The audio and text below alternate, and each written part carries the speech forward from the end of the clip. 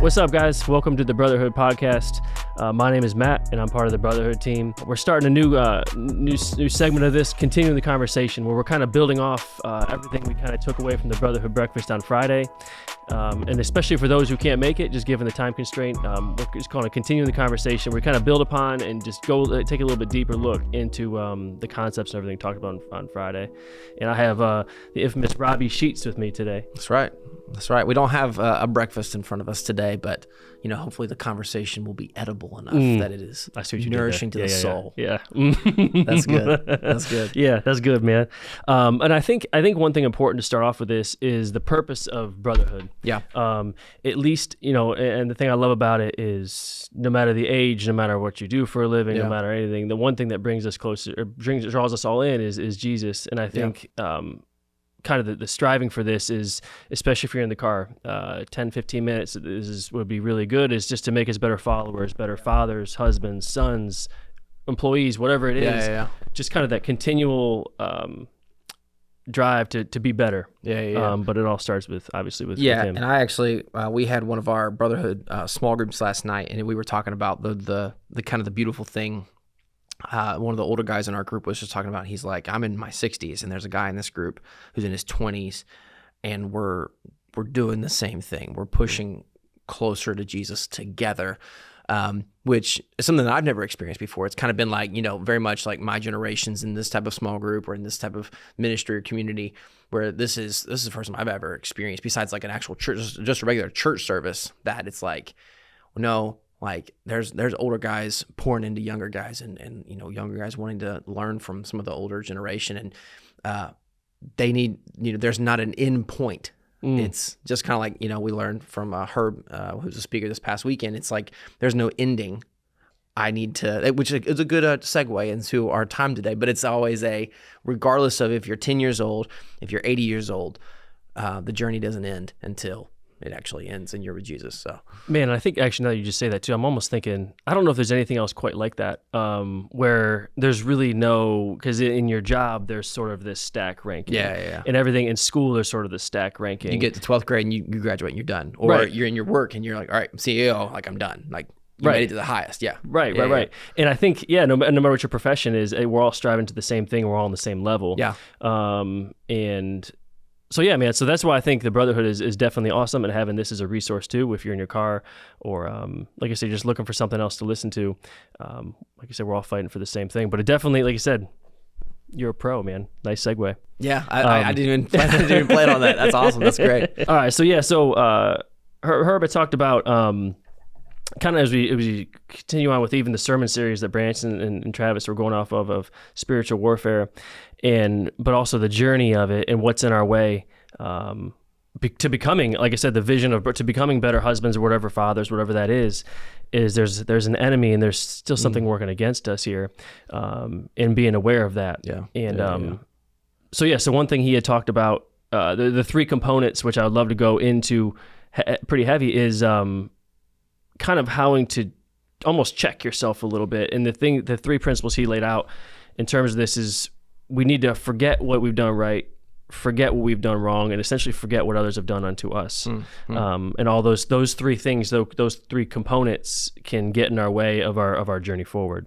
Which one of those stood out to you the most? Like what was like the one that like gripped you, or that like you wrestled with, that you kind of spent some time dealing with? Yeah, so that's a great question. So I actually had that. I was going to ask you that question, but you beat me to the punch, son. Well, okay, you go first. I think when I think about it, forgetting what you've done right, forgetting what you've done wrong, which even in that, I think I'd like to break that out to the literal sense too. But for me, I would say probably forgetting what.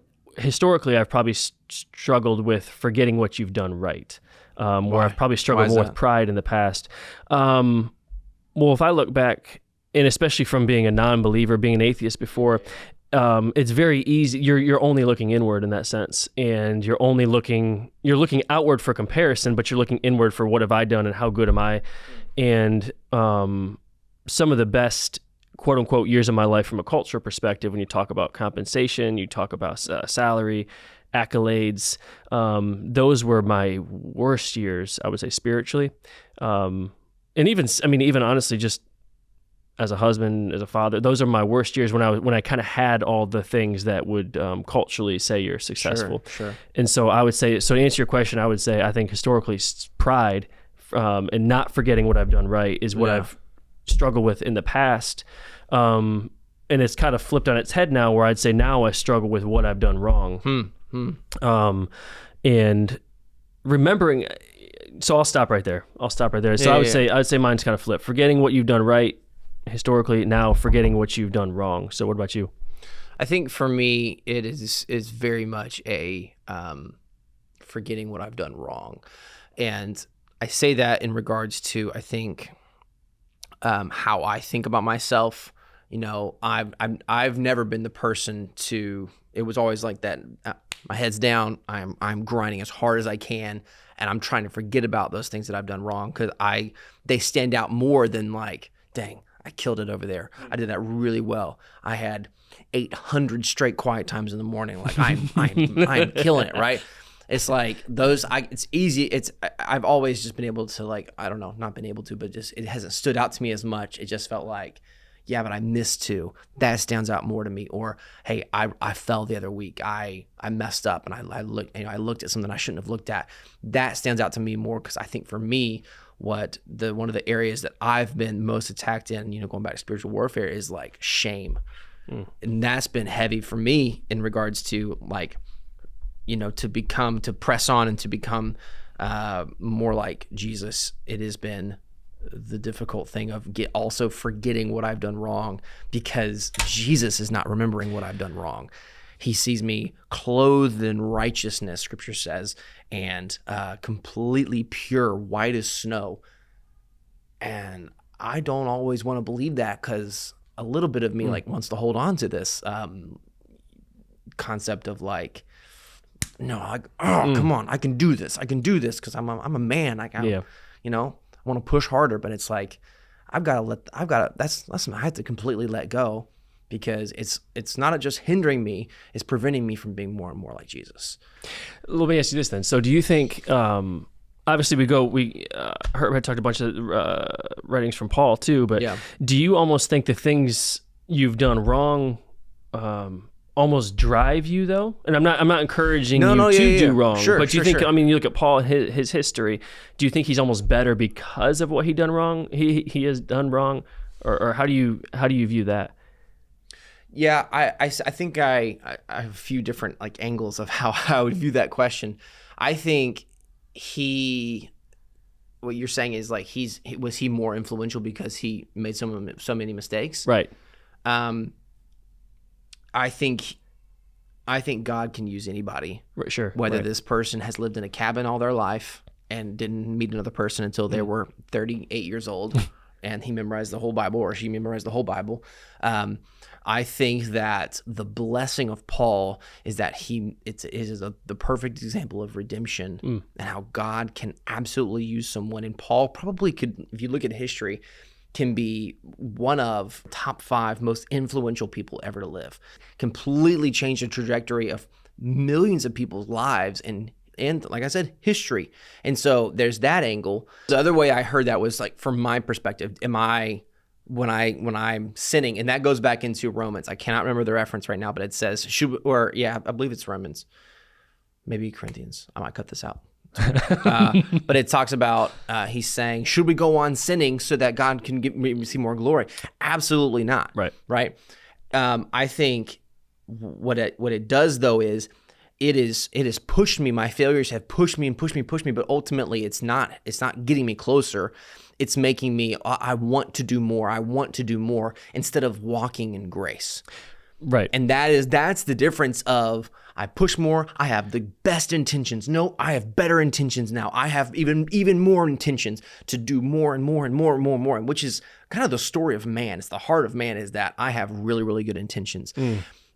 I screwed up. I'm going to have even more good intentions. I'm going to have the best intentions.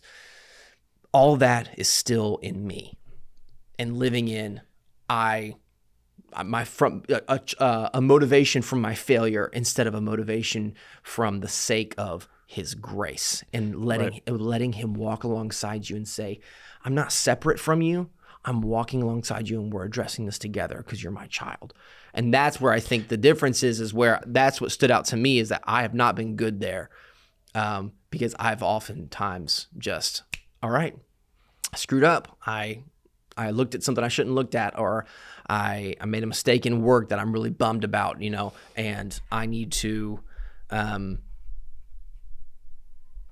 need to work harder. Ultimately, that's a lie from the enemy, because it's not allowing. In my mind, I'm eliminating going to Jesus, and I'm saying, I can do this. Right. I can do this. I think you made me think of a couple of things there, because I think it's almost like a mental scoreboard we play in our heads. And I read something actually a couple of days ago, I was talking about, and it wasn't even from a Christian perspective. It was from a psychologist. He was talking about we remember harm, we remember bad things so much more than we remember the good things.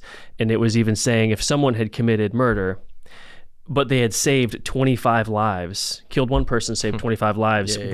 That's about where our breaking point is, to say, okay. Whereas if he saved 24, we're like, yeah, but he still did that one thing. And I'm not excusing that one thing either, but it's interesting, because I think if we're not intentional, our brains work like that. Yeah.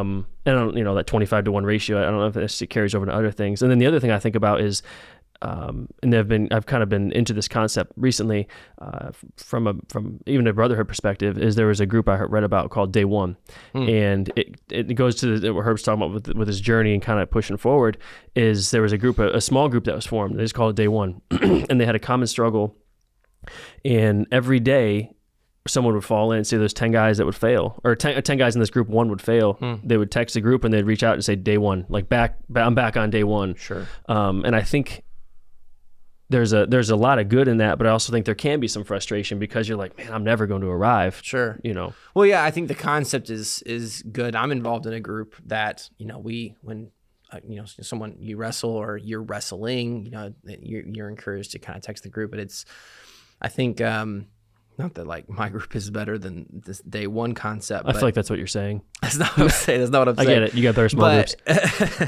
But I think the key is when you're having to identify with, accepting failure is correct, but saying I'm far away from freedom, that's where it turns from me to being good. Hey, confession is, I love I grew up on DC Talk. So like, confession is the road to healing. Forgiveness is the promise, right? Like, confession and being clear, speaking it out is good. But then claiming I'm far away by saying I'm back on day one turns in from, hey, all right, I'm living in freedom day one. I'm on day two. I'm on day three. For my mind, at least, I mean, I don't know how would you think about this? In my mind, it very quickly comes, I was on 40 and now I'm back on day one. Right. Well, and which turns into shame. That's a great point. And I got to, and especially if you look at it from a sobriety perspective, that's probably where that comes from too. Cause, I got a good friend of mine who goes, he's been sober for about a year. He's gone through this numerous times, but what he loves to do is when he goes to like AA meetings, for instance, he loves to go to AA meetings with people who are like 3 days sober, because he can see that rawness. He can see that initial drive when we know we've done wrong and we got to right the ship. There's a fire that we have there. I think that is different than if we're, hey man, it's been 30 years since I've been sober. I've arrived. I think our hearts are less guarded. Sure. I think that goes for alcohol. That goes for pornography. That goes for anything. I think as farther we get from it. And so what he'll do is he'll go to these groups and he'll help people who are, like I said, just wanting to get sober and they have that drive. And at the same time, it lights his fire to keep him hungry. So yeah, but I also do think I totally agree that day one concept, from a human's perspective, you're like, I've got to go walk my tail all the way back to the starting line. Yeah, again. and that just may be like from my perspective of like how I have. I've done those type of things where I have an accountability partner, where I have a mentor that I'm being accountable to, and I've lived in that. I'd worked for a ministry in Texas that had really, really, I guess we're going back to this concept, really, really good intentions. And part of it, like you had like I can't remember what they called it, but it was like an accountability score sheet. Almost basically what it was each week. To the point of like, you make your bed, you clean your room, you have a quiet time. How long do you read the Bible? At least 15 minutes a day. And if there wasn't a certain amount of check boxes, you had to do like an extra workout training on Saturday morning at like 6 a.m. Dang. And the motivation behind it was really good. Yeah. Like, hey, you want to get to the place where these are a routine in your life, where you have developed really, really good habits. What it turned into was resentment and see you at 6 a.m. on Saturday. Oh, I only read the Bible for 12 minutes. I'm a sinner now, type of thing. So that it might be from my perspective, but that's how I would read that and kind of understand that concept. Does that make sense? Man, it's so funny you say that, because there's another buddy of mine who's developed his own Excel spreadsheet on those things. There's like 10 things on there. And when I first looked at it, I was like, dude, this is awesome. Like, this is really good. And I do think, like I said, it's just, there's good intentions behind it. But then you look at it, you're like, man, if you do 9 of the 10, that one's going to stand out more than the 9. And so I don't know. I think there's a certain balance there I think you got to have. But the other thing I think about too is, so then how do you, because you mentioned shame, or what you've done wrong is the one that sticks out to you, right? Yeah. So how do you then fight that battle of shame? Because I think shame has a pretty quick correlation to humility too sometimes. It does. I think the core of the issue is like, how do you get away from that? It's ultimately the reason I have perceived these situations, these circumstances, this challenge of having, the accountability score sheet or whatever you want to call it in there. I perceive them like that because ultimately my heart's not right.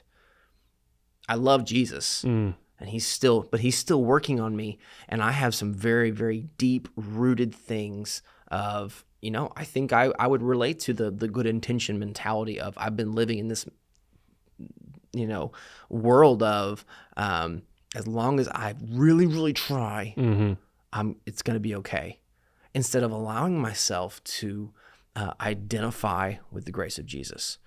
Because if I'm being challenged along those lines, but my heart is my mind is being renewed by grace and by this almost like peaceful relaxation of being in Jesus, I'm not going to read that or perceive that as, all right, here are the next 10 things. Instead of like, hey, I'm ready. I want to grow closer to Jesus. I want to do this because my heart is in a place of desiring with a godly. It's a separation of just being like, I tried really hard to being, I can't. I will never be able to try hard enough, to just being able to sit and know that Jesus is with me and Jesus loves me, and he's not just saying, oh, darn, you prayed the right prayer, I guess I have to love you now. No, he's like, man, I'm in oneness with you.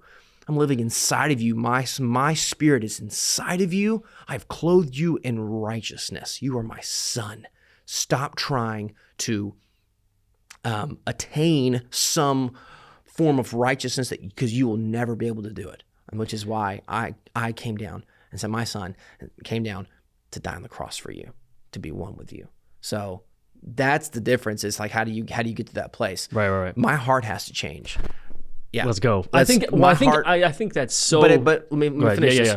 Is my heart has to change. What I mean by that is there will be no amount of habitual training that I can do to get me there. I'm all about habits. Like, I'm all about it. We did a sermon series called Habits a while ago. I'm all about it. But if my heart's not in the right place, and that's why it's not about changing behavior, like behavioral modification. It has to be about heart transformation, which is actually the core of what we are about Brotherhood. It's not about having a bunch of guys that just change how they behaved, but ultimately deep down their resentment, or they're cussing out the ref, when playing basketball. Hey, I've watched you play basketball. No, I'm kidding. But like, it has to be about my heart is changing, and Jesus is changing my heart. That's the goal. I think you hit the nail on the head, because that's obviously what Herb was talking about too. But I think even before you've mentioned basketball, I think if anything you look at where people are very successful at, they're very loose. When you play it, if you're playing basketball, and I'm not great, but if you play basketball, typically you're the a lot better than me. I think when you play at your best, you're just playing loose. You're not even worried about making mistakes. And I think if you look at any profession, it's like that, where there's such a confidence, but it's really, it starts with a peace in your heart. And I think you just hit, I mean, I just love that because you hit the nail on the head. And I remember I talked to my father-in-law who passed away maybe about 6-7 months ago. And before he was towards the end there, my wife and I had a conversation with him and talking about honestly just talking about God and just kind of where he sat with the whole thing. And he was more of a reserved person, a good man. And his thing he said to us, they'll never forget. He's like, well, I think God he'll do good for me. I've been pretty good in my life, and I think I've done all right. Yeah. But there's a tenseness with that. There's always this presence of like trying to balance it out with the goods weighing over the bads. I realize, and then just that constant scoreboard mentality you develop. I think you develop an anxiety to it where you're like you're just never. It's a but I've done this. Yeah, but I did that. And I'd be lying if I said I still don't struggle with that. And any of us would be really. But I just think the heart change, man, is that to me is so strong because it's the foundation of I think all brotherhood. Yeah. That's right. I agree. And the other thing I was going to say too, so the last part that we haven't touched on either was kind of forgetting what others have said or done to you. And one thing that Herb said on here was holding a grudge is unforgiveness. And I haven't thought about it like that necessarily. And I'd be lying to you if I told you I don't hold grudges. Sure. But then when it says unforgiveness, and we know we have to forgive because we've been forgiven, that's when I was like, dang, I gotta get this straight. So I don't know, where'd you land with that one? At least forgetting the third principle, forgetting what others have said or done to you. So I wrote down, because I knew we were going to talk about this at this point on my little, my little Brotherhood pass out thing. I get it. You went to the breakfast. I went to the breakfast. That's right. I can claim it. When I moved to Texas, out of high school to work for a ministry down there. But I didn't go there just to work for ministry. I actually led worship all through high school and went down there to get trained to lead worship for the ministry, and come back here to Covenant and lead worship here, with Scott Bircher and all those guys. And that was the reason I went. And I was a part of this thing called the School of Worship. And everything was going great. I thought things were good. I was in a few classes, and the person who was in charge of it at the time pulled me aside one day and told me that I didn't have a very good voice. I'm not very talented on guitar, and so they're actually not going to allow me to push forward and continue in their course. And I don't have the best voice. I don't have a terrible voice. That's my opinion, I like your voice. But that broke me so hard to the point that I almost like came home immediately, because I had this vision of like how God was going to use me. I was going to lead worship. I was going to be a worship pastor. And I loved it. And I'd done it all through high school. I'd helped lead the students band here at Covenant, and so I dropped out of the School of Worship and just kind of did the basic internship that they had. And that lived with me for a long, long time. And it wasn't, I don't have a good voice. It was, I am not good enough. I am not talented enough. And so I decided to say a second year, which was part of this touring team called the ministry team, which we put on these big student conferences. And I got into production, which has now led to, my career, which is awesome, and how God has redeemed that and allowed me to take what I have known from that background in music to also use it in, as as a creative director here at Covenant Church. But I've realized that I began to interpret things through, I'm not talented enough, I'm not good enough. So I began to get defensive. When I felt challenged, my heart, I would want to bite back. Whether or not I did it or not, my heart would immediately get defensive, because I was holding on to this hurt, this deep, deep hurt that wasn't a, hey man, like because here's the thing. Some people need to be told, I don't think this is a gift. I'm not calling names. I'm just saying I didn't take this as, hey, Rob, God has really big plans for you. I want you to pray about it, but I don't think this is the area. It was and the person's language probably wasn't the best, but right. Yeah, you're not cut out for this. Which that's what it was. That's what it was. And I was like, I'm not cut out for this.